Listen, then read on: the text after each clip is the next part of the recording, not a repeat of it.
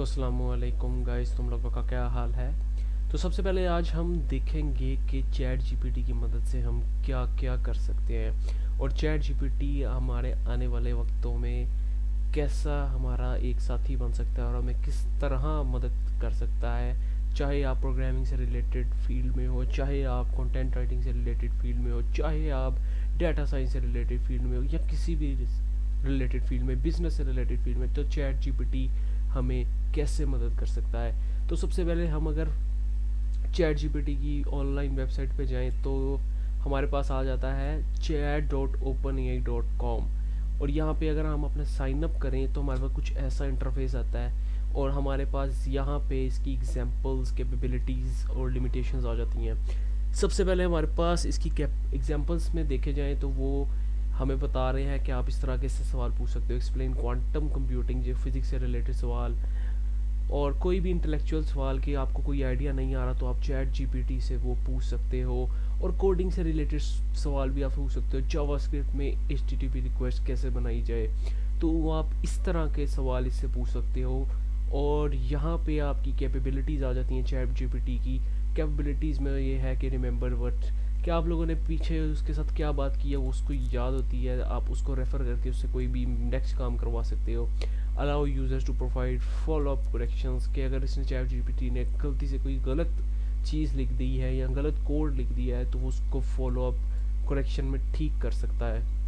इसके बाद train to decline inappropriate request, अगर आपने चैट जीपीटी को कह दिया कि भाई कोई बम का नुस्खा बना दो तो वो ये जाहिर सी बात है कि इसको मना करेगा। और क्योंकि ये एक हमारे पास फ्रेंडली नेबरहुड स्पाइडरमैन की तरह फ्रेंडली चैट जीपीटी है, तो इसकी लिमिटेशंस में अगर हम जाएं तो मे ऑफन जनरेट इनकरेक्ट इन्फॉर्मेशन, कभी कभी इनकरेक्ट इन्फॉर्मेशन प्रोवाइड कर देता है। इसके अलावा मे कंपनी प्रोड्यूस हार्मफुल इंस्ट्रक्शंस और बायस्ड कंटेंट, कभी हार्मफुल इंस्ट्रक्शन भी आपको दे सकता है क्योंकि ये एआई असिस्टेंट है। जितना इसे अच्छा डाटा प्रोवाइड किया जाएगा उतना ही अच्छा परफॉर्म करेगा। इसके बाद limited knowledge of the world and events after 2021 के बाद कि इसके पास लिमिटेड नॉलेज है, ज़्यादा नॉलेज नहीं है, क्योंकि मेरे ख्याल से ये 2021 में ही बनना स्टार्ट हुआ था और उसके बाद उसमें जो डाटा फीड किया गया है वो 2021 से पहले का डाटा फीड किया गया है। तो अगर चैट जीपीटी के इंटरफेस पे देखें, यहाँ पे हमारे पास न्यू चैट आ जाती है। ये मेरे पुराने चैट्स हैं जहाँ मैंने इससे कहा था कि बनाओ, जिसमें मैंने इसे इक्लिप्स का प्लगइन बनाने को कहा था, सीएसवी का डाटा पार्स करने को कहा था, ग्लूड मेक फाइल बनाने को कहा था। इसके अलावा फिबोनाची सीरीज़ का कहा था मैंने इसे। फिर मैंने HTML CSS जावास्क्रिप्ट का कुछ मेन MCQs इससे बनवाए थे। अगर हम बात करें कि क्या ये हमसे उर्दू में बात कर सकता है या हिंदी में बात कर सकता है, तो अगर मैं इससे बात करूँ हाय चैट जीपीटी कैसे हो, तो क्या ये मुझे रिप्लाई करेगा उर्दू में। Hello, as an artificial intelligence model I don't have feelings और इमोशंस। अच्छा, अगर हम इसे कहें मेरे साथ उर्दू में बात करो,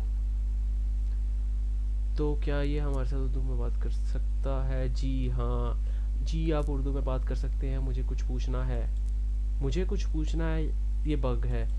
आपको कुछ पूछना होना चाहिए, आपको मुझसे कुछ पूछना है, ये होना चाहिए। बट जाहिर सी बात है, एक आर्टिफिशियल इंटेलिजेंस मॉडल को उर्दू में कन्वर्ट करना बहुत ही मुश्किल काम है, लेकिन इन्होंने कुछ हद तक उसे किया है। अगर मैं इसे कहूँ कि मुझे क्वांटम फिज़िक्स की बेसिक्स समझा दो प्लीज़, तो क्या ये मुझे समझाएगा उर्दू में। हाँ ज़रूर, मैं आपको क्वांटम फिजिक्स की बेसिक समझा सकता हूँ। क्वांटम फिजिक्स या क्वांटम मैकेनिक्स सब एटॉमिक पार्टिकल जैसे एटम्स और सब एटॉमिक पार्टिकल्स को स्टडी करने वाली एक ब्रांच ऑफ फिजिक्स है। ये थ्योरी क्लासिकल मैकेनिक्स जैसे न्यूटन्स लॉ ऑफ मोशन के साथ काम नहीं करती। क्वांटम फिजिक्स के कुछ बेसिक कॉन्सेप्ट, भाई साहब ये तो पूरा मुझे उर्दू में डिस्क्रिप्शन लिख के दे रहा है। कैन यू राइट उर्दू, क्या ये उर्दू लिख सकता है, क्या ये उर्दू लिख सकता है कि नहीं। चैट जीपीटी सोच नहीं पड़ गया ब्रो। कैन यू राइट, काफ़ी टाइम लगा है इसने उर्दू में। जी हाँ, मैं उर्दू लिख सकता हूँ। क्या आपके पास कोई सवाल या मसला है जिसमें आपकी मदद कर सकता हूँ? अच्छा, तो इसने उर्दू भी लिख दिया है। तो अगर इसको मैं कहूँ कि अगर मैं इसको यूट्यूब के 10 यूनिक आइडियाज़ के बारे में कहूँ, give me some unique 10 ideas about YouTube, unique 10 ideas for YouTube videos. तो sure, here are 10 unique ideas for YouTube videos. A day in the life of farmer, document of the day, farmer showing the hard work, exploring abandoned buildings, ये nice idea bro. Cooking challenges, हो रहा है ये फ़िलहाल ये idea. Transforming shift, अगर मैं इसको प्रोग्रामिंग से रिलेटेड कोई सवाल दूँ कि how to use Stripe API with Python, तो क्या ये मुझे कोड लिख के देगा? तो यार ये मेरे ख्याल से to use Stripe pay with Python, sign up for the account में साइन अप करने पड़ेंगे, इंस्टॉल स्ट्रिप लाइब्रेरी इंक्लूड करनी पड़ेगी, और ये इसने कोड लिखना स्टार्ट कर दिया। पिप इंस्टॉल स्ट्रिप, स्ट्रिप का पैकेज हमें इंस्टॉल करना पड़ेगा, मॉड्यूल इंस्टॉल करना पड़ेगा, इंपोर्ट करना पड़ेगा उसे। उसके बाद वो मेरे ख्याल से हमें पेमेंट का सारा मेथड बताएगा कि स्ट्रिप API से आप कैसे पेमेंट कर सकते हो। स्टेप बाय स्टेप ये मुझे सिखा रहा है, तो इसका मतलब कि ये कोड भी अच्छे तरीके से कर सकता है। अगर मैं इसको मैथमेटिक्स का सवाल पूछूं, कोई generate for mathematical formula of Fibonacci series, ignore my spellings, Fibonacci की स्पेलिंग मेरे नहीं ठीक। The Fibonacci sequence is material, ठीक है, वो डेफिनेशन बता रहा है मैं फिबोनाची सीरीज़ की। और द फार्मूला nth नंबर के लिए अब फार्मूला लिखने लगा है मेरे ख्याल से ये। क्या बात है, सही है सही है। अगर हम f(0) को 0 एज्यूम करें और f(1) को 1 एज्यूम करें, तो वो कह रहा है कि हम ये फार्मूला डिराइव कर सकते हैं, और f(10) को हम f(9) प्लस f(8) कह सकते हैं। इसका मतलब हमारे पास f(2) होगा f(0) प्लस f(1) के इक्वल। तो जाहिर सी बात है कि हमारे फिबोनाची सीरीज़ में लास्ट 2 टर्म्स का सम अगली टर्म बनती है, तो ये इसने बिल्कुल ठीक फार्मूला बताया है। तो अगर हम बात करें कि ये हमें और कहाँ कहाँ असिस्ट कर सकता है, तो can you right a formula of reaction of NaCl with H2SO4, क्या ये मुझे फॉर्मूला लिख के देगा? सोडियम क्लोराइड, उसको पता है भाई NaCl को सोडियम क्लोराइड कहते हैं, सल्फ्यूरिक एसिड को H2SO4 कहते हैं। तो उसने मुझे कहा 2NaCl प्लस H2SO4, ये हमारे पास हाइड्रोक्लोरिक एसिड बनाता है और Na2SO4 बनाता है हमारे पास। तो यार चैट GPT के पास हर तरह का नॉलेज है जो एक आम बंदे के पास नहीं है। जाहिर सी बात है, इसको हमने एक लार्ज अमाउंट ऑफ डाटा पे ट्रेन किया है और इसके पास तकरीबन हर चीज़ का जवाब है। तो अगर इसको मैं रैंडम कोई मेक फाइल ट्यूटोरियल, अगर मैं से कुछ लिखूँ ऐसे, तो वो मुझे एक छोटा सा मेक फाइल का ट्यूटोरियल भी दे सकता है। टारगेट फाइल्स, ठीक है, लिंकर से लिंक करना फाइल्स को, make file consist of set of rules dependencies, ठीक है, कंपाइल करने की डिपेंडेंसी के कौन सी फाइल को कंपाइल करना है, ये जीसीसी कंपाइलर से कंपाइल करना है। और main helper dot O object file दे दी है और हमने ये मेन डॉट ओ फाइल दे दी है, प्रोजेक्ट का नाम लिख दिया है, और main dot C file, helper dot C file. तो भाई साहब इसको सारा कुछ आता है चैट GPT को। तो अगर तो तुम लोगों को कोई और किसी और तरह का सवाल इससे पूछना है, जैसे कि कोई तुम लोग इससे पूछना चाह रहे हो डेली लाइफ का सवाल, इमोशन से रिलेटेड सवाल, तो क्या ये इमोशन से रिलेटेड सवाल दे सकेगा? Hello, I am feeling sad but I don't know the reason, can you assist?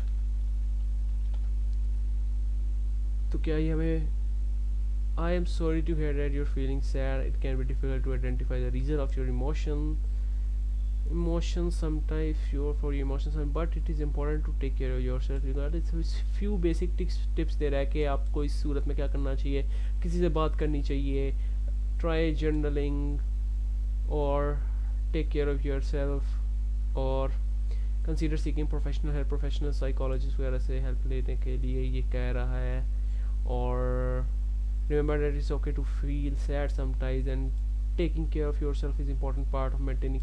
तो ये हमें इमोशनल एडवाइसेस भी दे सकता है। अगर हम इसको कहें कि हम ये क्या ये हमें मेडिकल एडवाइसेस दे सकता है, तो मैं कहता हूँ कि इसको मैं थोड़े अपने सिम्टम्स बताता हूँ। कोई बीमारी अगर मेरे जहन में आ रही हो, I am feeling I have pain in one side of my head with a bit of neck pain and eye sockets are paining too, feeling dizziness.